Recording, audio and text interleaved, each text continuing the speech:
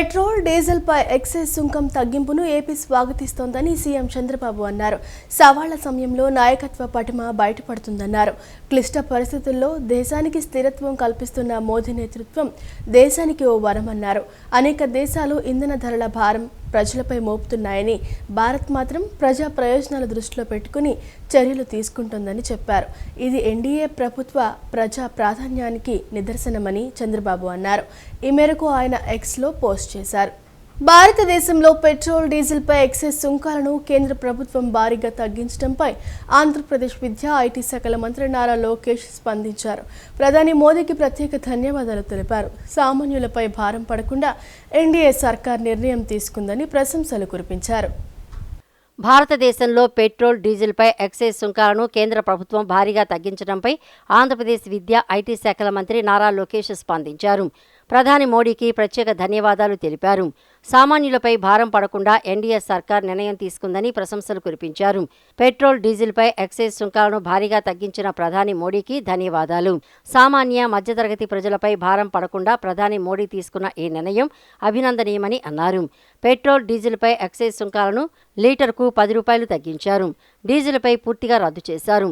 ప్రజలకు ఉపశమనం కలిగించేలా తీసుకున్న ఈ నిర్ణయంతో ప్రజా సంక్షేమ ప్రభుత్వమని ఎన్డీఏ మరోసారి నిరూపించుకుందన్నారు. దేశంలో ఇంధన కొరత రాకుండా జాగ్రత్తలు తీసుకుంటున్నట్లు చెప్పారు. పశ్చిమాసియా యుద్ధ ప్రభావం నుంచి ప్రజలకు ఊరటనిస్తూ ఇంధన ధరలు పెరగకుండా భారీగా ఎక్సైజ్ సుంకాన్ని తగ్గించారు. అందుకు ప్రధాని మోడీ కేంద్ర ప్రభుత్వానికి హృదయపూర్వక కృతజ్ఞతలు అంటూ లోకేష్ ప్రశంసించారు. శుక్రవారం నాడు పెట్రోల్ డీజిల్ రెండింటిపై లీటర్కు 10 రూపాయల చొప్పున ఎక్సైజ్ సుంకాన్ని కేంద్ర ప్రభుత్వం తగ్గించింది. ఈ మేరకు ఆదేశాలు జారీ చేసింది.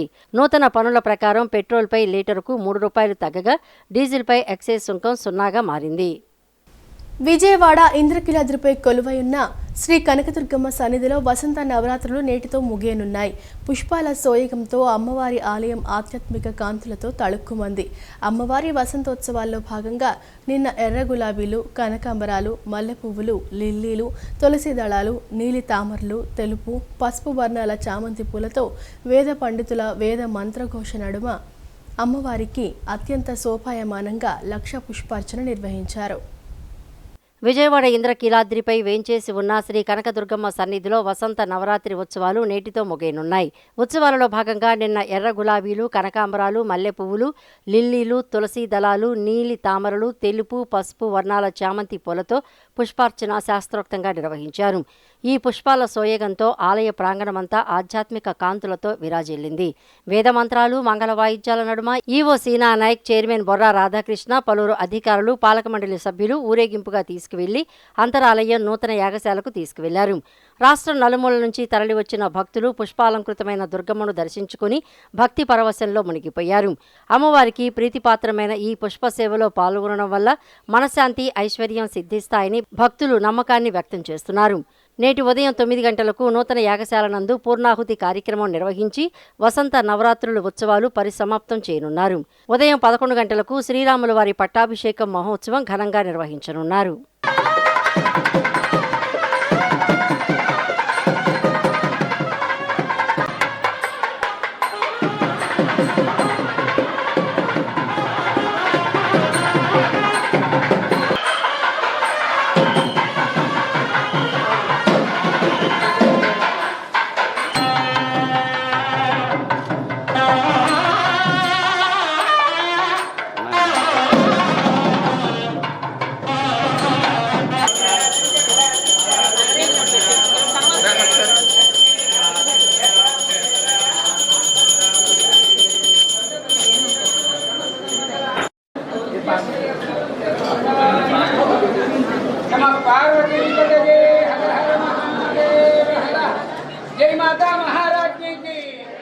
కృష్ణా జిల్లా మచిలీపట్నంలో భద్రాచలం శ్రీరామచంద్ర ప్రభు కళ్యాణ మహోత్సవం వాడవాడలా ఘనంగా నిర్వహించారు.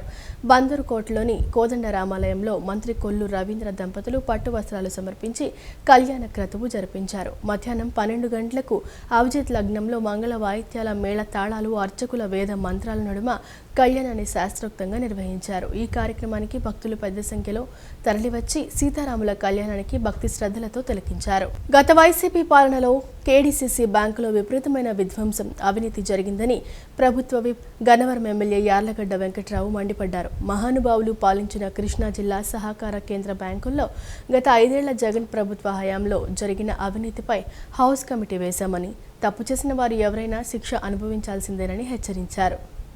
కృష్ణా జిల్లా గన్నవరం ఆర్యవైశ్య కళ్యాణ మండపంలో కృష్ణా జిల్లా సహకార కేంద్ర బ్యాంకు ఆధ్వర్యంలో రైతులకు, డ్వాక్రా మహిళలకు మరియు హౌసింగ్ లోన్లకు సంబంధించి సుమారు 25 కోట్ల రూపాయల రుణాల పంపిణీ కార్యక్రమం జరిగింది.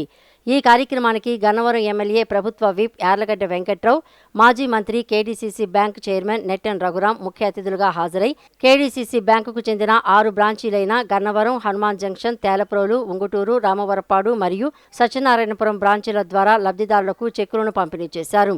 ఈ సందర్భంగా నెట్టెన్ రఘురాం మాట్లాడుతూ, గ్రామీణ ఆర్థిక వ్యవస్థను మెరుగుపరచాలనే ముఖ్యమంత్రి చంద్రబాబు నాయుడు సంకల్పానికి అనుగుణంగా సహకార వ్యవస్థను బలోపేతం చేస్తున్నామని, ఈ ఏడాది కేడీసీసీ బ్యాంకు ద్వారా సుమారు 8,700 కోట్ల రూపాయల రుణాలను అందించామని తెలిపారు. వ్యవసాయ రుణ పరపతి పెంచడంలో తమ బ్యాంకు రాష్ట్రంలోనే ముందుందని, అన్ని రకాల బ్యాంకింగ్ సేవలను రైతులకు చేరువ చేస్తున్నామని పేర్కొన్నారు.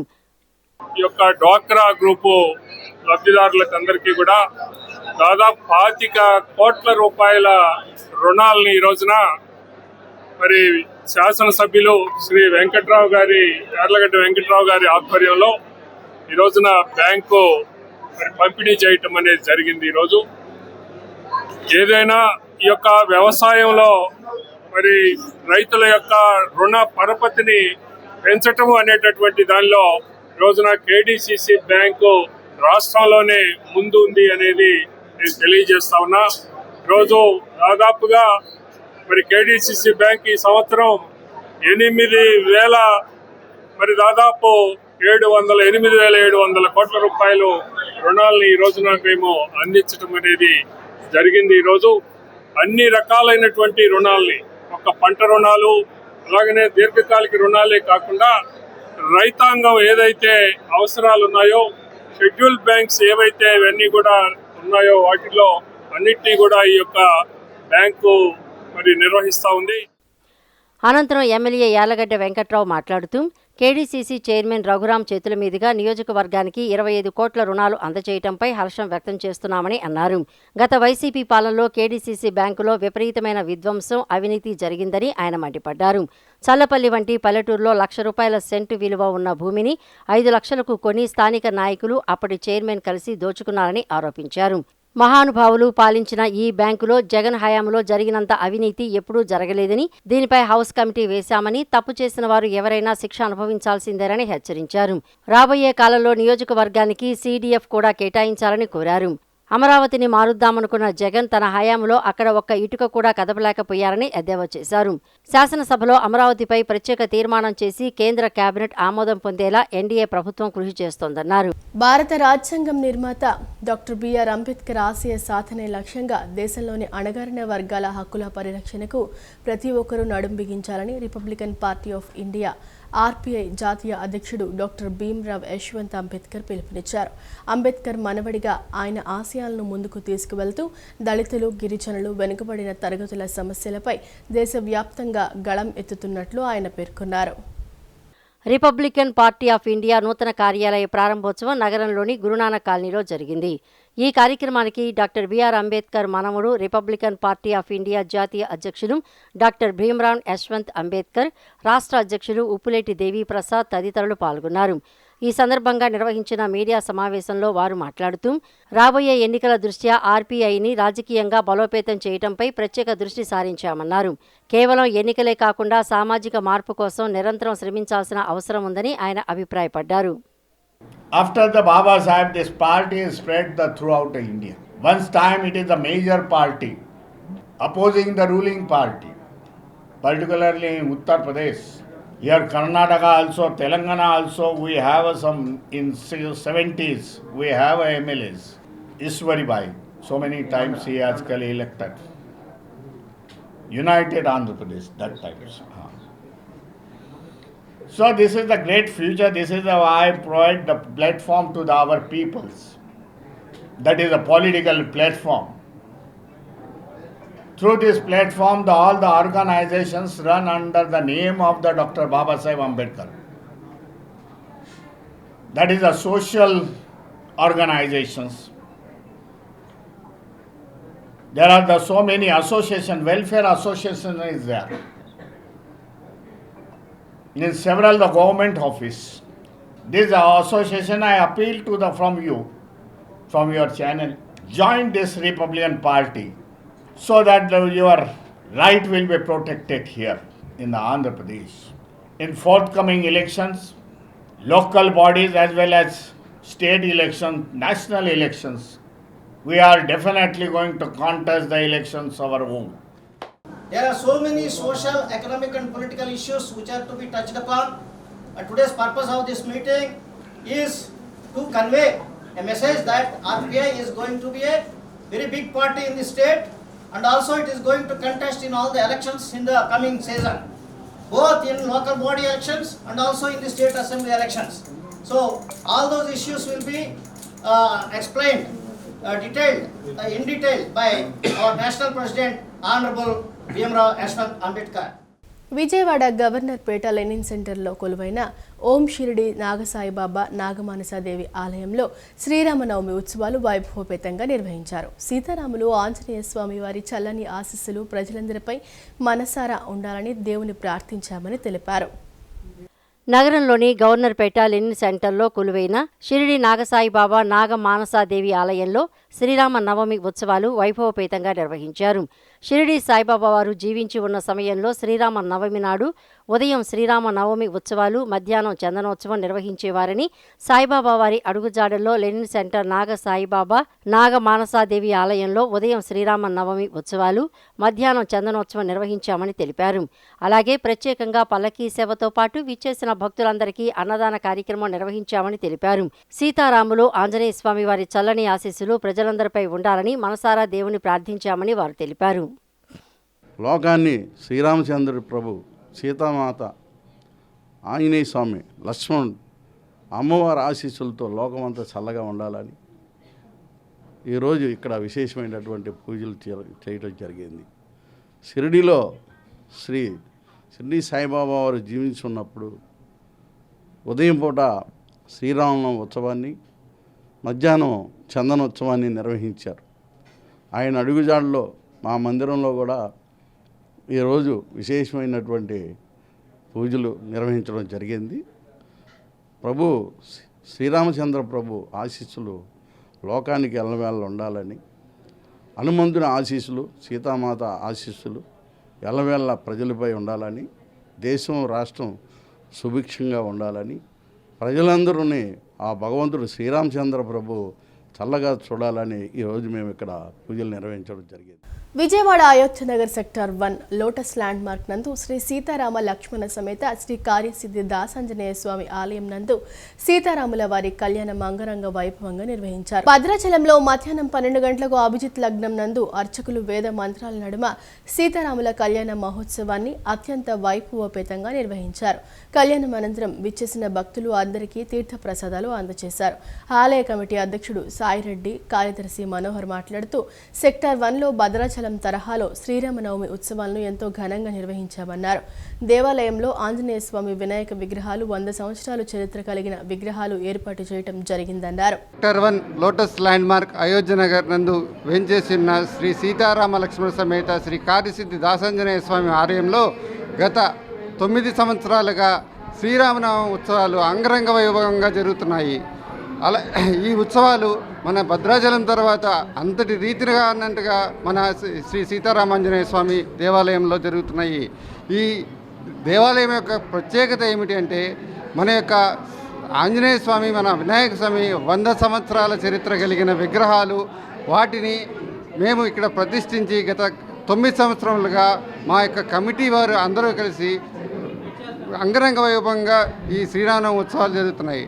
సో ఈ సందర్భంగా దేశ ప్రజలందరికీ, మన తెలుగు 2 రాష్ట్రాల ప్రజలందరికీ శ్రీరామనవమి శుభాకాంక్షలు తెలుపుకుంటూ ప్రముఖ ఎలక్ట్రానిక్ సంస్థ ఎంఐ ప్రీమియం సర్వీస్ సెంటర్ ఆంధ్రప్రదేశ్లోని 2వ సెంటర్ను విజయవాడ నగరం మైసూర్ కేఫ్ నందు ప్రారంభించడం సంతోషంగా ఉందని MI showroom partners Malli Manoj తెలిపారు. కస్టమర్లందరికీ ఎంఐ సర్వీస్ సెంటర్ నందు ప్రత్యేక ఆఫర్లు అందుబాటులో ఉంచామన్నారు.